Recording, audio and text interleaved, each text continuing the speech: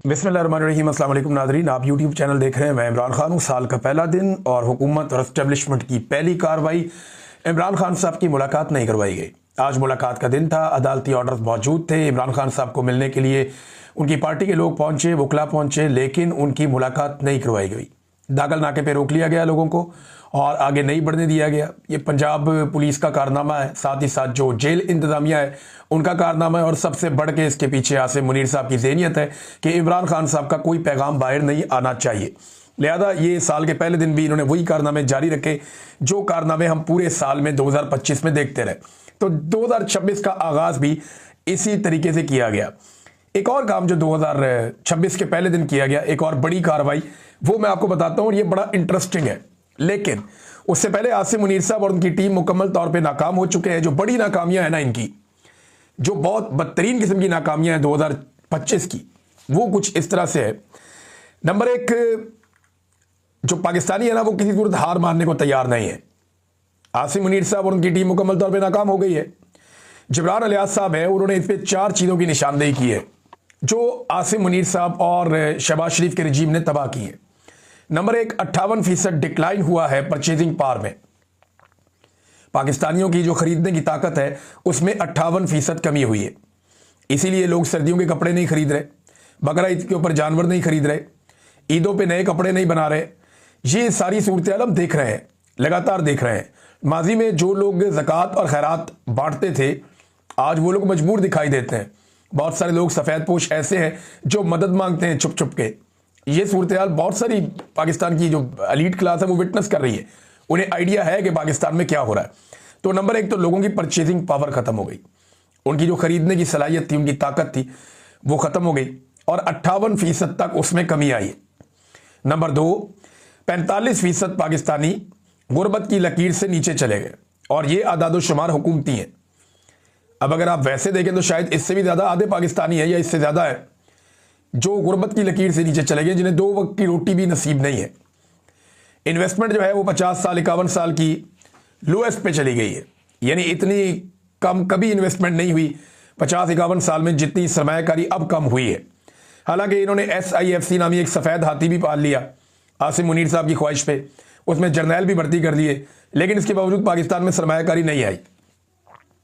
Unemployment, जो पाकिस्तान के अंदर एक बेरोजगारी है, वो 21 साल की बदतरीन उसके अंदर इजाफा हुआ है। यानी पिछले 21 साल में इतनी ज़्यादा जो बेरोजगारी है वो कभी नहीं थी जितनी बेरोजगारी अब हो गई है पाकिस्तान में। तो ये 4 बड़ी बड़ी चीज़ें जो तबाही फेरी गई। अब नाजरीन आप आ जाएं कि हुकूमत ने पहले ही साल के दिन में कौन सी एक और बड़ी कार्रवाई डाली। ये ज़ुरैन निज़ामानी साहब हैं और एक नौजवान है। इन्होंने एक आर्टिकल लिखा, बड़ा ज़बरदस्त आर्टिकल है जिसे एक्सप्रेस ट्रिब्यून में छापा गया। ये आर्टिकल जैसे ही छपा वैसे ही इसे डिलीट करवा दिया गया। यानी अगर आप अभी जाकर देखें एक्सप्रेस ट्रिब्यून ने, तो वो आप आर्टिकल ढूंढे, आपको आर्टिकल मिलेगा नहीं, लेकिन आर्टिकल तो छप गया था, उसके स्क्रीनशॉट्स अवेलेबल हैं, तो आप उसको आप पढ़ सकते हैं, सोशल मीडिया पे आपको मिलेगा। लेकिन इस नौजवान के आर्टिकल को एक्सप्रेस ट्रिब्यून से क्यों डिलीट करवाया गया? और मेरी इत्तला के मुताबिक इसको हुकूमत ने डिलीट नहीं करवाया, इसको मिलिट्री एस्टेब्लिशमेंट ने बाकायदा दबाव डालकर डिलीट करवाया। जो उनका तरीका वारदात है वही करते हैं। मुझे नौकरी से भी उन्होंने निकलवाया था। तो एक्सप्रेस ट्रिब्यून क्योंकि मेरा इदारा है और मैंने वहाँ पे बड़ा लंबा अरसा काम किया है, वो छोटा मोटा दबाव तो कबूल करते ही नहीं है। वो बड़े तगड़े लोग हैं, उनकी पसली बड़ी तगड़ी है, लेकिन उन्हें ये आर्टिकल डिलीट करना पड़ा। आर्टिकल में ऐसा क्या था जिसे डिलीट करना पड़ा? ये ज़रा थोड़ा सा आर्टिकल का एक ट्रांसलेशन है, मैं आपके सामने रखता हूँ। जो टाइटल है आर्टिकल का वो है जी, इट इज़ ओवर, ये अब ख़त्म हो चुका है, या कहानी ख़त्म। इसका सिंपल मतलब यह है कि कहानी ख़त्म, आपकी कहानी अब ख़त्म। इसका मतलब यह है, आर्टिकल कहता है जो ताकतवर बूढ़े मर्द और औरतें जो इक़्तिदार में हैं, इनको वैसे बूमर्स कहते हैं। मैं थोड़ा सा आपको बता देता हूँ, जो बूमर्स हैं ना, ये अलग अलग जनरेशन्स हैं। जो पूरी दुनिया के अंदर लोग पैदा हुए उनको अलग अलग हिस्सों में डिवाइड कर दिया गया, और ये बिला वजह डिवाइड नहीं किया गया, इनकी सोच तब्दील हुई है। यानी इस दौर में रहने वाले लोग जिन हालातों वाक़यात के अंदर बड़े हुए, उनकी सोच कुछ और है, इसके बाद आने वालों की सोच कुछ और है, उसके बाद आने वालों की सोच कुछ और है। तो इस तरह इनको अलग अलग जनरेशन में तब्दील किया गया, तकसीम किया गया। तो जो लोग 1946 से लेकर 1964 तक पैदा हुए, 1946 से 1964 तक जो लोग पैदा हुए, वो लोग जो है वो बूमर्स हैं, यानी उनकी जनरेशन जो है वो बूमर्स हैं, ये उनको मुखातिब करके ये आर्टिकल लिखा गया। और उसके बाद जो लोग पैदा हुए 1965 से 1980 तक, ये जनरेशन एक्स है। फिर 1981 से 1996 तक जो लोग पैदा हुए, ये जनरेशन वाई है। फिर उसके बाद जेन जी, जिसको जनरेशन जी कहते हैं, ये सबसे खौफनाक जनरेशन है जो कोई बात नहीं सुनती। ये 1997 से 2012 तक पैदा होने वाले नौजवान हैं, जबकि 2012 से लेकर 2025 तक अभी तक जो लोग पैदा हो रहे हैं उन्हें नाम दिया गया है जेन अल्फा। तो ये जनाब पाकिस्तान में की तादाद आप देखें, जो सबसे ज्यादा मुसीबत बनी हुई है ना हुकूमत को, वो जेन जी के लोग हैं। जेन जी और जेन वाई, ये वो लोग हैं जो ब्रूटली फॉलो करते हैं इमरान खान साहब को और ये बात नहीं सुनते किसी की। ये कहते हैं कि इमरान खान को हम फॉलो कर रहे हैं और ये जर्नैलों की बात सुनने के लिए तैयार ही नहीं है। ये तकरीबन 7.5 करोड़ लोग हैं 2012 तक जो पैदा हुए 1997 से लेकर जेन जी, और 1981 से 1996 तक जो लोग पैदा हुए ये 4 करोड़ 60 लाख लोग हैं। ये पाकिस्तान का 20% है। तो ये जेन वाई और जेन जी, इन दोनों को आप इकट्ठा करें तो 50% लोग ऐसे हैं जो 1981 से लेकर 2012 तक पैदा हुए और ये किसी की बात नहीं सुनते। फिर एक बहुत बड़ी तादाद जो है वो जेन अल्फा की है, जो बिल्कुल छोटे बच्चे हैं, जो अभी प्राइमरी स्कूल के अंदर पढ़ते हैं या शायद उससे ऊपर नीचे हैं। ये बच्चे 8 करोड़ 75 लाख हैं और ये इमरान खान साहब के पक्के वोटर हैं। ये सारी दुनिया को पता है इस बात का। 1980 से 1965 के बीच में जो लोग पैदा हुए वो 2 करोड़, वो थोड़े 11% है। ये जो जेन बूमर है ना, बूमर्स जो बूढ़े लोग हैं, ये जनाब 1 करोड़ 23 लाख है और ये पाकिस्तानी आबादी का सिर्फ और सिर्फ 5% बनते हैं। जेन वाई जो है वो भी पाकिस्तान का 20% है। ये वो लोग जो जेन वाई, जेन जी और जेन अल्फा के अंदर है, यानी जो यंगस्टर्स हैं, इन लोगों की तादाद मिला जुलाकर बनती है लगभग 85-86%। तो ये करेंगे ना पाकिस्तान का फैसला। तो बूमर जो है वो कंट्रोल कर रहे हैं। अच्छा, ये अब कहें ताकतवर बूढ़े और मर्द और औरतें जो इक्तदार में हैं, उनके लिए ये खत्म हो चुका है कहानी। अब नौजवान नस्ल जो कुछ आप उन्हें बेचना चाह रहे हैं वो आपसे नहीं खरीद रही। आप स्कूलों और कॉलेजों में जितने मर्जी लेक्चर दें और जितने मर्जी सेमिनार आप करवा लें, आप हुब्बुल वतनी को फरोग देने की जितनी मर्जी कोशिश कर लें, आपका कोई हरबा काम नहीं कर रहा। ये जो हुब्बुल वतनी है ना, ये फितरी तौर पे आती है जब सबको बराबर का मौका मिलता है, जब एक मजबूत इंफ्रास्ट्रक्चर और मुअस्सर निज़ाम मौजूद होता है, जब आप अपने लोगों को बुनियादी ज़रूरियात फराहम करेंगे और उनके हकूक़ को यकीनी बनाएंगे, तो आपको स्कूलों और कॉलेजों में जाकर तलबा को ये नहीं बताना पड़ेगा कि वो अपने मुल्क से मोहब्बत करें। वो वैसे भी मोहब्बत करेंगे जब आप हालात को बेहतर कर देंगे, इंसानी हकूक़ होंगे। तो नौजवान जहन जो है, ये जनरेशन जेड अल्फा, वो बिल्कुल जानते हैं कि क्या हो रहा है और आपकी मुसलसल कोशिशों के बावजूद कि आप उन्हें अपना हुब्बुल वतनी का नुक्ता नज़र बेचें, वो देख रहे हैं और वो खरीदना भी नहीं चाहते। इन्होंने बड़ा लंबा आर्टिकल लिखा जनाब के नौजवान किन किन चीज़ों में आपको नाकाम कर रहे हैं, आप कहाँ कहाँ पे नौजवानों को घेरा डालते हैं, वो आपका घेरा तोड़ देते हैं। ये बात ज़रूर है कि नौजवान जिंदा रहना चाहते हैं या वो भाग जाना चाहते हैं। इस वक्त पाकिस्तान में नौजवानों के पास 2 ऑप्शन हैं। वो आपसे नफरत करते हैं, आपका सौदा नहीं खरीद रहे और आपके मुताबिक चलने को तैयार नहीं है। वो पाकिस्तान से भाग रहे हैं क्योंकि उन्होंने अपने जैसे लोगों को मरते हुए देखा है, या वो पाकिस्तान में रहते भी हैं तो वो आपसे नफरत करते हैं, आपके बयानिए को नहीं अपनाते, वो खामोश हो जाते हैं क्योंकि वो जिंदा रहना चाहते हैं। इस तरीके से इन्होंने आर्टिकल लिखा और आबादी के हवाले से बताया। उन्होंने कहा जी आप इंटरनेट को स्लो करते हैं, फायरवॉल लगाते हैं, जबकि उन्हें तेज इंटरनेट चाहिए। आपने मीडिया कंट्रोल कर दिया, उन्होंने सोशल मीडिया को अपना हथियार बना लिया है। वो बहुत सारी चीजें अफोर्ड नहीं कर सकते, लेकिन उनके पास किताबें, सोशल मीडिया और कॉफी शॉप्स और बैठने उठने की जगह है जहां वो बैठते हैं। आपकी तकरीरें वो नहीं सुनते, ये उनके लिए मज़ायका खेज है। और वक्त बदल रहा है और जितनी जल्दी आप समझें उतना बेहतर है। लेकिन आपको परवाह भी नहीं है कि आपके बच्चे क्योंकि बाहर हैं, आप रोजाना लाखों रुपया कमा रहे हैं, आप साफ पानी पीते हैं, आप अच्छा खाना खाते हैं, तो आपको परवाह क्यों होगी? तो आपकी बात कोई नहीं सुन रहा।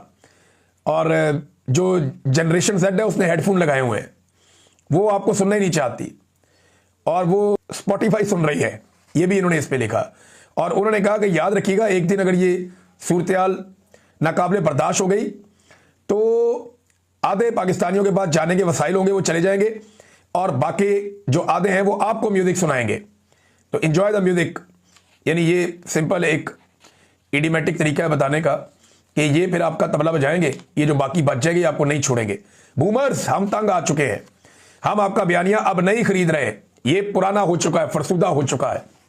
ये आर्टिकल लिखा गया, इसको जनाब दबाव डाल के एक्सप्रेस ट्रिब्यून पे इसको डिलीट करवा दिया गया। लेकिन अगर ये लगा रहता ना तो इतना मशहूर कभी ना होता जितना डिलीट होने के बाद मशहूर हुआ।